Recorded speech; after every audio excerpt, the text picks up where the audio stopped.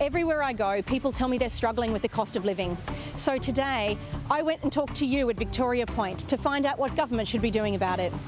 What do you think they should be doing to help with the cost of living? I think they should be actually looking after the people that, are giving their taxes. Give transport companies and things like that a bit of a break. Lowering interest rates for a start. Well, I just feel, don't you, Jim, that we should have sort of a bit of a rise in the pension. I don't know, have a look at the big picture and see how families are actually living and talk to families. And not spend so much on stupid things like military budgets. One of the biggest drivers of inflation is whether or not the government balances their budget.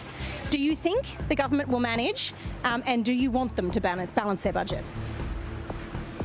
I don't think they will balance their budget. It would be good if they would, but I really don't think they're going to.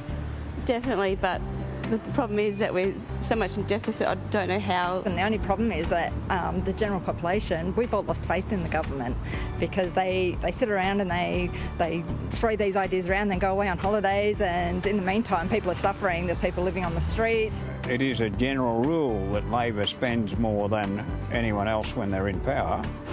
Well, they all promise everything, don't they, on election, with anything to get them in, and as soon as they're in, they backflip. During COVID, the Australian government was $1 trillion in debt, around about that. So to kind of balance their budget and probably get some accountants in will probably help them a bit more. Thanks to everyone who was prepared to have a chat with me on the street. Seems to me these Australians have all been pretty understanding when it comes to the rising cost of living. But too many people are still really struggling. It's only fair that, at the very least, the federal government does what households are having to do right now, and that means reining in the spending that feeds the rising cost of living.